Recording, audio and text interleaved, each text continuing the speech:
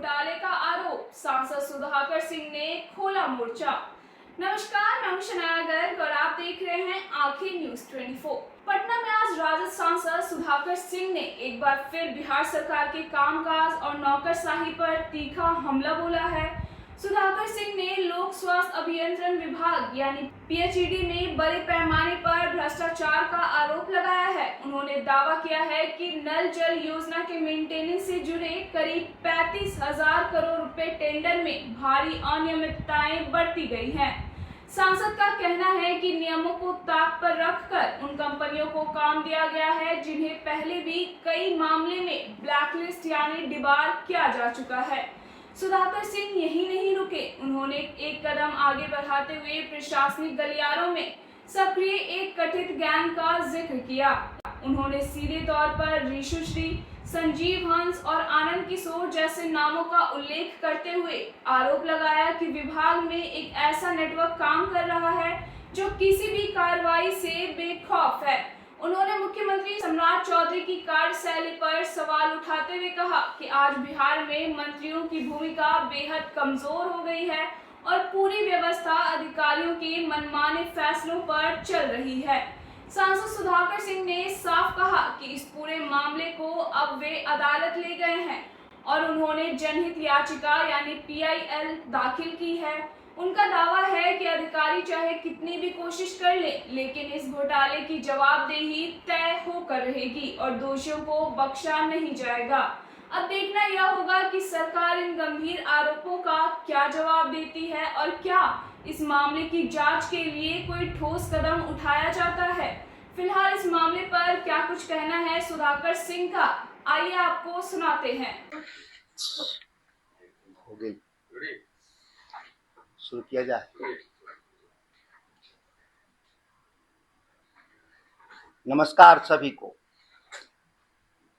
अब मैंने इस विषय में 3 बार पहले मैं प्रेस कॉन्फ्रेंस के जरिए यह बताया कि किस तरीके से बिहार में ऋषुश्री, संजीव हंस, आनंद किशोर का गिरोह बिहार के ठेका, टेंडर और अन्य कामों को, ट्रांसफर पोस्टिंग से संबंधित कामों को मैनेज करने का जो एक गैंग बनाया था, जिसके बारे में ईडी ने भी एक जांच रिपोर्ट सबमिट किया। साथ में आर्थिक अपराध विभाग भी दोषी मानते हुए एफआईआर दर्ज कर कुछ लोग को जेल भेजने का काम किया, कुछ लोग अभी बाहर हैं, लेकिन वो गैंग अभी ऑपरेट हो रहा है। ये ऐसा नहीं है कि ये गैंग जो पुराना काम कर रहा था पुराने सरकार में, वो अब स्थिर हो गया है। ना वो गैंग आर्थिक अपराध से डर रहा है, ना वो गैंग ईडी से डर रहा है। अभी हाल ही में लोक स्वास्थ्य अभियंत्रण जो पिछले महीने में, जून महीने में पूरे बिहार के नल जल का, जो गांव में जो नल जल लगे हुए हैं, उसके मरम्मती का एक टेंडर फाइनल किया। वह टेंडर है 3500 करोड़ रुपए का।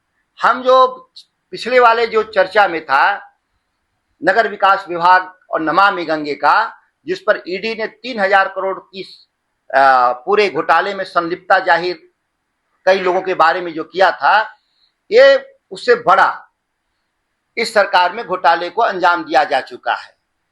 आप देखेंगे एक अखबार की कटिंग है 2024 का 23/9/2024 का। इसमें साफ वही रिपोर्ट है जो आर्थिक अपराध ने किया। आर्थिक अपराध ने क्या कहा था कि वो उसमें एवियन इंफ्रास्ट्रक्चर प्राइवेट लिमिटेड और संजीव हंस के बीच 55 लाख रुपए का ट्रांजैक्शन हुआ था।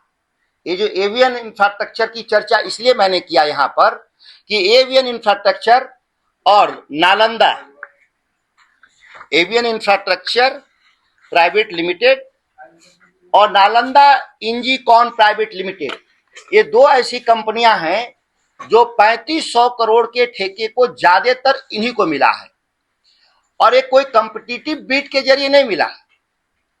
वास्तविक रूप से देखें तो इनको टेंडर देने के लिए हर का साक्ष्य को छुपाया गया। सबसे महत्वपूर्ण बात क्या है कि ये टेंडर में टेक्निकली ये पास होना ही नहीं चाहिए था दोनों फर्म को, लेकिन ये दोनों फर्म को पास किया गया। इसीलिए मैं कह रहा हूं कि रिशु श्री भले जेल में है, संजीव हंस भले फरार हैं, आनंद किशोर ऑफिस आना जाना कर रहे हैं, जो पूरा गैंग है, जो उनके लोग हैं, अब केवल वो नगर विकास विभाग तक सीमित नहीं है, बल्कि कई विभाग अब उनके अधीन काम कर रहा है। अभी का जो वर्तमान सचिव है राजेश कुमार, इसने सारे नियमों को ताक पर सारे कागजात देखने के बाद भी 3500 करोड़ का टेंडर देता है। कॉम्पिटिटिविटी खत्म हो जाए इसके लिए उसने सारे नियमों को ताक पे रखा। साक्ष्य क्या है, बहुत समझना जरूरी होगा। साक्ष्य क्या है कि हर कंपनी को यह बताना था कि आप पहले डिवायर हैं कि नहीं दूसरे विभाग में, देश के किसी कोने में। पिछले 5 साल से आप कहीं डिवायर नहीं, डिवायर का अर्थ ही होता है कि वह काम कहीं खराब किया होगा जिसके चलते उसको डिवायर किया गया होगा और अन्य विभाग में काम करने लायक नहीं होगा। वह भी पूरा कंडीशन लिखा था 5 साल।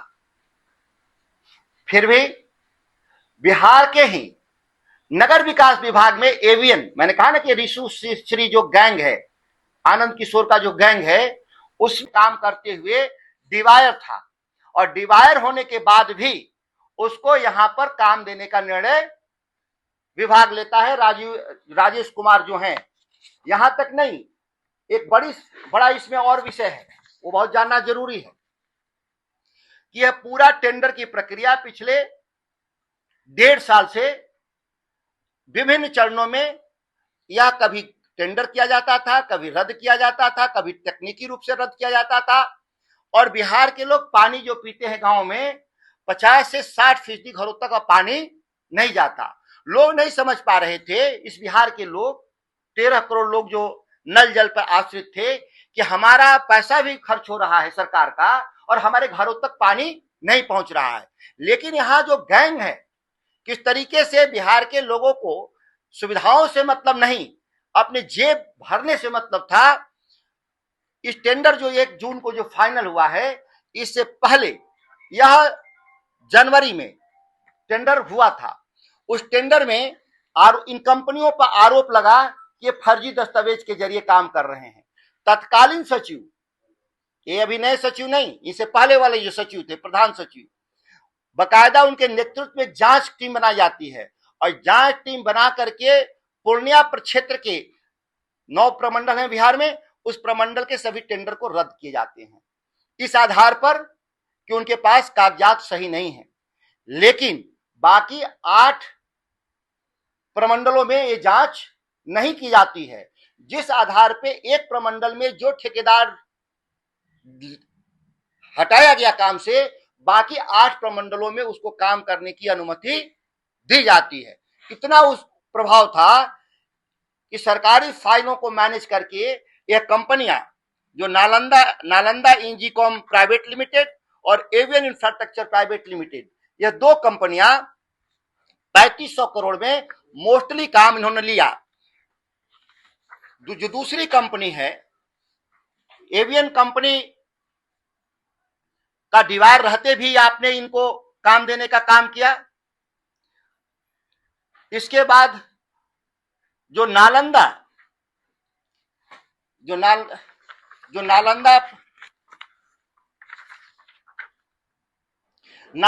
इंजीकॉम private limited, Nalanda Engicom private limited Saharsa में नगर में दीवार के बाद भी आपने काम दिया। एवियन इंफ्रास्ट्रक्चर प्राइवेट लिमिटेड में केवल डिवायर ही नहीं था, यहां तक कि इसने, आप देखेंगे कि ये कोई भी टेंडर में जब जाते हैं तो आपको बताना होता है कि आपको सेम नेचर और सेम कैपेसिटी का आपको काम आपने किया है कि नहीं, अनुभव है कि नहीं। बकायदा उसने महाराष्ट्र, बंगाल और अन्य जगहों का भी टेंडर पेपर वो सबमिट करता है कि नहीं हमको काम मिला है और हमने काम पूरा किया है। सच्चाई क्या है, वो 30% भी काम उसके पूरा नहीं हुए थे। 100 रुपए का जो काम मिला वो 30 रुपए का भी पूरा नहीं किया, लेकिन वो दावा 100 रुपया का किया और विभाग के लोग जानते हुए भी इसकी जांच नहीं किए, क्योंकि इस कंपनी को इनको टेंडर देना था। दूसरा उसने बदमाशी किया। एसबीटी क्लॉज 4(3) में आप देखेंगे लिखा हुआ था कि कंपनी पर कोई भी हाई कोर्ट में न्यायिक विवाद नहीं होना चाहिए, ये आप एफिडेविट देना था। जबकि यही इन कंपनियों पर पटना हाई कोर्ट के भीतर CWJC चल रहा था और इसके बाद भी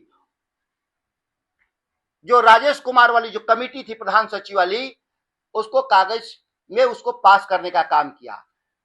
पहला आरोप कि उस कंपनी के पास जो एक्सपीरियंस था उतना नहीं था, दूसरा वो डिवायर थी, तीसरा कि वो हाई कोर्ट में उस पर मुकदमे चल रहे थे, और चौथा उसमें बहुत साफ दस्तावेज लगे हुए थे, वो थे बैंक के फर्जी डिटेल। जो बैंक गारंटी दिए थे उस पर ब्रांच मुंबई का मोहर लगा था, एड्रेस कलकत्ता का उस पर था। ये तमाम कागजात होने के बावजूद भी उस कंपनी को, दोनों कंपनियों को टेंडर देने का षड्यंत्र रचा गया और उनको टेंडर 3500 करोड़ में मोस्टली उनको दिया गया और आरक्षित दर पे दिया गया, रिजर्व प्राइस पर, बिलो प्राइस पे नहीं, क्योंकि ऑलरेडी कंपटीशन को बाधित कर दिया गया था। जो अन्य जो कंपनियां बिहार में थी उसको बाहर कर दिया गया था, और किसको दिया गया? वो कंपनी जो ऑलरेडी नगर विकास विभाग में जिसके आधार पर ऋषुश्री से लेके आनंद किशोर तक और संजीव हंस तक का जो आरोप था, जिस पर ईडी जांच कर रही है, जिस पर आर्थिक अपराध विभाग ने FIR दर्ज किया है, फिर भी इस महीने में मेरे प्रेस कॉन्फ्रेंस करने के बाद भी इस तरीके का, तो सम्राट चौधरी जी से सवाल है यहां पर कि जो पहले जो भ्रष्टाचार का जो तरीका जैसे चल रहा था, आपके राज्य में एडवांस तरीके से अब शुरू हो चुका है। और आपको लगता है सम्राट चौधरी जी को कि केवल आप आए हैं नीतीश कुमार के जगह आप, और इस भाव से बिहार में आप काम कर रहे हैं, तो फिर बिहार का दुर्भाग्य और बढ़ने वाला है, घटने वाला नहीं है। और जाहिर है कि वही अधिकारी जो पूरा गैंग है वो आज भी ऑपरेट कर रहा है उसी तरीके से।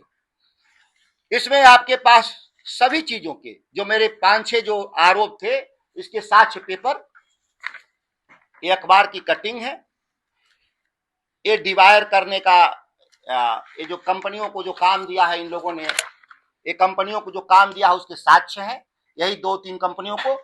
यहां तक कि लोगों ने इस साल ये जांच रिपोर्ट है, ध्यान दीजिएगा, ये जांच है, ध्यान से दीजिएगा, इन कंपनियों को दोषी माना गया था, कैंसिल किया गया था काम को। ये पुराने वाले सचिव के जमाने से ये सारे नाम लिखे होंगे, इसको ध्यान से देखिएगा। एक और मैं आपको कागज दिखा दूं, बहुत महत्वपूर्ण कागज है। इसमें एक कंपनी को काम मिला है जो इसी साल बनी, एक कंपनी है एवेंडेक्स प्राइवेट लिमिटेड, करीब 100 करोड़ का काम मिला है। एक कंपनी इसी साल बनी है, मतलब इसके पास कोई भी योग्यता नहीं, न पूर्व का अनुभव, न उसके पास बैंक का स्टेटमेंट, टर्नओवर कुछ भी नहीं था, और 100 करोड़ रुपया दे दिया गया। खेल क्या इसमें है? सम्राट चौधरी के जमाने में जो हुआ पहले से ही चल रहा था। सम्राट चौधरी में क्या बढ़ गया आके? वो बढ़ जाता है कि कैबिनेट का एक फैसला लेते हैं सम्राट चौधरी 29/4/2026 को, अप्रैल में एक फैसला लेते हैं सम्राट चौधरी का कैबिनेट कि बिहार के ही लोगों को काम दिया जाएगा 50 करोड़ से नीचे का। रातों रात आनंद फानन में 50 करोड़ से नीचे की निविदाएं लोक स्वास्थ्य अभियंत्रण, ग्रामीण कार्य विभाग, पथ निर्माण विभाग, ये 3 विभागों के साक्ष्य मेरे पास है, नगर विकास विभाग, 4 विभाग, रातों रात टेंडर को कैंसिल कर दिया जाता है कि 50 करोड़ से नीचे वाले को, बिहार के लोगों को काम न देना पड़े। और वो 50, और फिर 1 महीना में ही वो टेंडर जो रद्द था, रातों रात वो 100 से 300 करोड़ के पैकेज बना दिए गए, मर्ज कर दिए गए। जो छोटे छोटे काम थे जिला स्तर के, उसको मर्ज करके 100 से 300 करोड़ सम्राट चौधरी जी के जमाने में किया गया।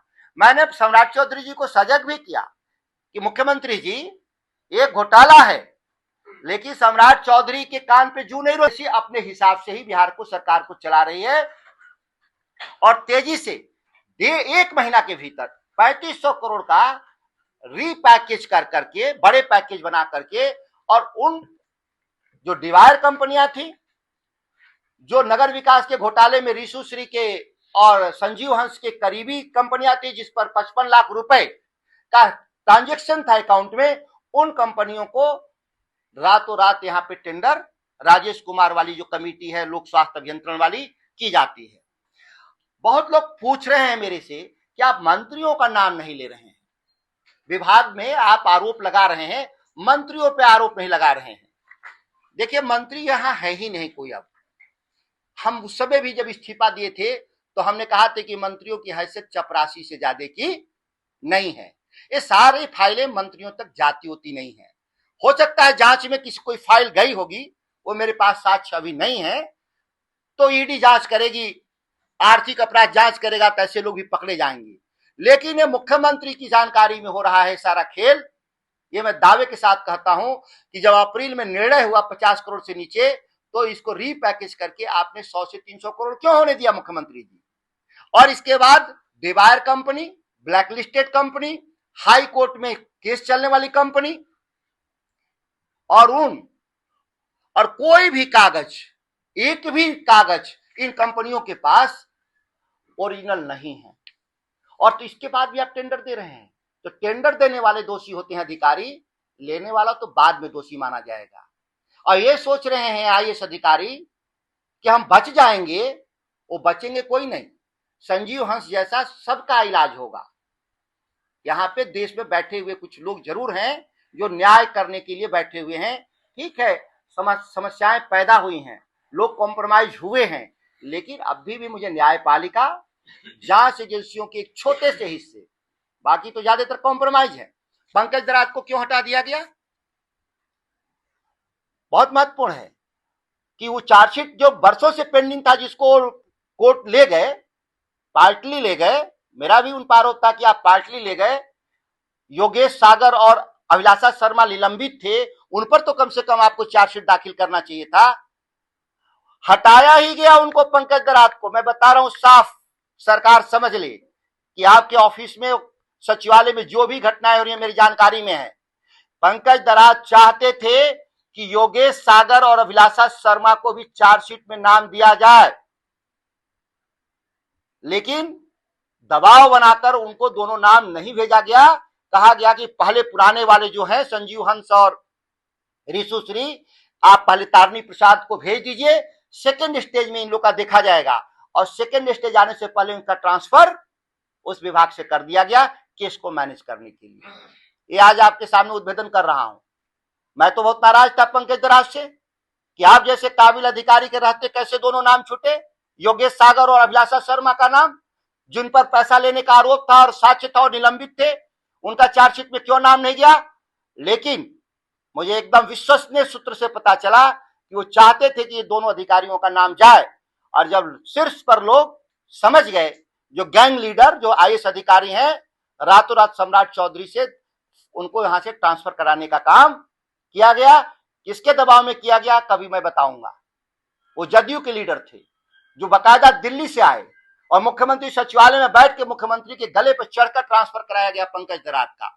मैं पंकज दराज को यहाँ कोई क्लीन चिट नहीं दे रहा हूं, ये भी मैं बता रहा हूं। इस मामले में जो हुआ है उसकी कहानी मैं बता रहा हूं। ये ना समझा जाए कि हम पंकज दराज को कोई, इस पूरे अपराध में उनको साहस दिखाना चाहिए था। ट्रांसफर तो होगा ही, अधिकारी बने हैं तो आप प्रोटेक्टेड हैं लॉ से, आपका अधिकतम ट्रांसफर हो सकता है, आपको न्याय करना चाहिए था। आपने न्याय 50% किया, 50% न्याय को छोड़ दिया जानबूझ करके। ये भी मैं कह रहा हूं, जानबूझ के गलती से छूटता है। हो सकता है कि इतना तथ्य के साथ मैं आपसे बात कर रहा हूं, कोई बात इसमें छूट जाए। हो सकता है कि बहुत सारा कागज हमारे पास आया ही नहीं हो, बहुत सारा कागज मेरे पास आ जाए हैं सुबह, मैंने उसको नहीं कर पाया इसमें, जब तक मैं कागज को पढ़ता नहीं, कागज को देखता नहीं, तब तक मैं प्रेस के सामने नहीं ले जाता। इस मामले में कुछ आज दस्तावेज आए हैं जिसको मैं पढ़ रहा हूं। 3-4 दिन के बाद अगर हम रहे पटना में, क्योंकि मुझे कल बांका जाना है, किसानों का जमीन लूट का फिर वहां पे है, जैसे मोतिहारी में जमीन लूट हुआ है, बांका में भी 1200 एकड़ की जमीन लूट करने जा रही है सरकार। वहां से निकलेंगे तो पार्लियामेंट का सेशन है, इसीलिए हो सकता है कि आपसे इस बीच में न मुलाकात हो सकता है कि मैं प्रेस कॉन्फ्रेंस दिल्ली से ही कर करके बाकी चीजों को बताने का काम करूंगा। मेरी जानकारी है कि पूरी रीशु श्री के मामले में जेल में तमाम सुविधाएं उपलब्ध कराई जा रही हैं। वो बाकायदा उनको मोबाइल का पूरा एक्सेस दिया गया है कि वो बाहर अधिकारियों और नेताओं को मैनेज करके केस को रफा दफा करा लें, बेल ले लें। ये पूरा षड्यंत्र रचा गया है और सरकार के जो अधिकारी हैं, जो ईमानदार, उनको केस से हटाया जा रहा है और बेईमान लोगों को बैठाया जा रहा है ताकि न्यायपालिका के सामने केस कमजोर हो सके। हमने पीआईएल इसीलिए दाखिल किया है हाई कोर्ट में। उम्मीद है कि 1 हफ्ते के भीतर उस पर सुनवाई होना चाहिए। मेरे आज के इतने ही साक्ष्य थे। अगर कोई नए सवाल हो तो आप हमसे सवाल ले सकते हैं। इस मामले को मानसून सत्र में उठाएंगे? जी हाँ, मैं मानसून सत्र के लिए ऑलरेडी हमने लोकसभा के सचिवालय में वो जो जाता है हम लोगों का क्वेश्चन, वो चला गया है। देखिए शायद निकल जाए कागज तो अभी दिखा भी देते हैं। तो ये हमने डाल दिया है। अब सर वहां भी लोकसभा के भीतर कोई जरूरी नहीं है कि सवाल पकड़ में आ जाए, हजारों सवाल जाते हैं, तो सर लोकसभा की प्राथमिकताएं कभी कभी छूट जाए, लेकिन हम अपने ओर से प्रयास मैंने कर दिया है। सर न्यू करबिकरिया इलाके से जिस तरीके से युवक को उठाया गया 33 साल को और 9 थाना क्षेत्रों के पास से जहां से उसको किडनैप किया गया, वो ऑटो में लेके अपराधी उसको घूमते रहे, लेकिन पुलिस प्रशासन देखिए जब तक कुंदन कृष्णन पुलिस मुख्यालय में रहेंगे यही काम होगा। वो माफियाओं की सरगना है। जो अपराधी उनको चढ़ावा दे देगा, जो डीजी है वो माफ कर देते हैं, जो चढ़ावा नहीं देता है उसको इनकाउंटर कर देते हैं। भरत तिवारी जैसे बेगुनाह को इनकाउंटर किया। ये बंटी कोई सेक्स रैकेट की बात कर रहा था, तो इस सेक्स रैकेट में बहुत सारे लोग फंसे होंगे, इसीलिए उसको रास्ते से हटा दिया गया। जो हमने अभी तक मेरी जानकारी है, क्योंकि मैं कल फील्ड से आया हूं तो मेरी जानकारी इतनी ही सीमित है उस मामले में।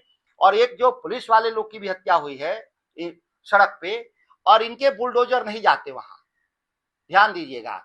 इस तरह के मामले में बुलडोजर इनके बंद हो जाते हैं। बुलडोजर जाते ही है इनके बेगुनाहों के पास, जो अपराधी हैं उनके तक नहीं जाता। ये हमारा तारांकित प्रश्न चला गया है लोकसभा में। जो ईडी का जो जांच हो रहा है रीशु श्री और संजीव हंस आनंद किशोर वाला, वो चला गया है। मुझे उम्मीद है कि लोकसभा में यह आ जाना चाहिए डिस्कशन में।